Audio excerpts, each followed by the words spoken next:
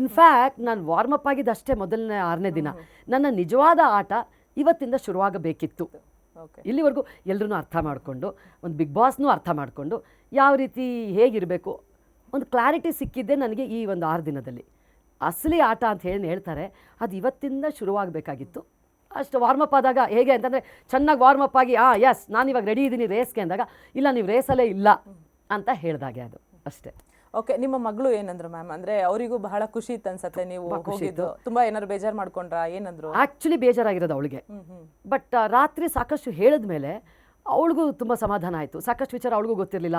Like ಆ ಮಕ್ಕಳಿಗೆಲ್ಲ massage ಮಾಡಿದವ್ರಿಗೆ ಗೊತ್ತಿರಲಿಲ್ಲ. ಆಮೇಲೆ ನಾನು ಅಲ್ಲೊಂದು ಭರತನಾಟ್ಯ ವರ್ಕ್ಶಾಪ್ ಕಂಡಕ್ಟ್ ಮಾಡಿದ್ದೆ. ಅದನ್ನು ತೋರಿಸಿಲ್ಲ ಅಂತ ಅಂದ್ಕೋತೀನಿ. ಎಲ್ಲ ಹೆಣ್ಮಕ್ಳಿಗೂ ಭರತನಾಟ್ಯವನ್ನು ಬೇಸಿಕ್ಸ್ ಹೇಳ್ಕೊಡೋದು, ಪಾಸ್ಚರ್ ಹೇಳ್ಕೊಡೋದು, ಅದೆಲ್ಲ ಒಂದು 1 ಅವರ್ದು ಒಂದು ಸೆಷನ್ ಮಾಡಿದ್ದೆ ನಾನಲ್ಲಿ. ಅದೆಲ್ಲ ಅದು ಹೊರಗಡೆ ಬಂದಿಲ್ಲ. ಇದೆಲ್ಲನೂ ಹೇಳಿದಾಗ ಅವಳು ಇಷ್ಟೆಲ್ಲ ಹೇಳಿದ್ಯಾ, ನಾನು ನೀನು ತೋರಿಸಿದ ರೀತಿ ನೋಡಿಬಿಟ್ಟು ನೀನು ಬರಿಯಲ್ಲಿ ಜಗಳ ಮಾಡ್ಕೊಂಡಿದ್ದೆ ಅಂತ ಅಂದ್ಕೊಂಡಿದ್ದೆ, ಇಷ್ಟೊಳ್ಳೆ ರಿಲೇಷನ್ಶಿಪ್ ಇತ್ತಾ ನಿಂದು ಇವ್ರುಗಳ ಜೊತೆ ಅಂತ ಅವಳು ಕೇಳಿ ಸ್ವಲ್ಪ ಖುಷಿ ಪಟ್ಲು. ಆಮೇಲೆ ಹಂಸ ಅವ್ರು ನನ್ನ ಬಗ್ಗೆ ಹೇಳಿದ್ದು ಬರೋಕ್ಕೆ ಮುಂಚೆ, ನಾನು ಹೋದರೂ ಚಿಂತೆ ಇಲ್ಲ, ನಾನು ಎಲಿಮಿನೇಟ್ ಆದರೂ ಚಿಂತೆ ಇಲ್ಲ, ನೀವಿರಬೇಕು ಅಂತ ಹೇಳಿದಂಥ ಮಾತು, ಇದೆಲ್ಲ ಕೇಳಿ ಅವಳಿಗೆ ಸಂತೋಷ ಆಯಿತು. ಬಟ್ ನಿಜವಾಗ್ಲೂ ತುಂಬ ಡಿಸಪಾಯಿಂಟ್ ಆಗಿರೋದು ಅಂದರೆ ಅವಳು ಮತ್ತು ನಮ್ಮ ಅತ್ತೆಯವರು. ಯಾಕಂದರೆ ಬಿಗ್ ಬಾಸ್ಗೆ ನನ್ನನ್ನು ಒಪ್ಪಿಸಿ ಕಳಿಸ್ದವ್ರೆ ಅವರು. ನಾನು ಬಿಗ್ ಬಾಸಿಗೆ ಹೋಗಲ್ಲ ಅಂತ ಕೂತಿದ್ದವಳು. ಇಲ್ಲ ಬಿಗ್ ಬಾಸಿಗೆ ಹೋಗಲ್ಲ ನಾನು, ನನ್ನ ಮನೆಯಲ್ಲಿ ಜವಾಬ್ದಾರಿಗಳು ತುಂಬ ಇದೆ, ಸದ್ಯಕ್ಕಂತೂ ಹೋಗಲ್ಲ ಅಂತ ಹೇಳಿದ್ದೆ ನಾನು ಕಾಲ್ ಬಂದಾಗ.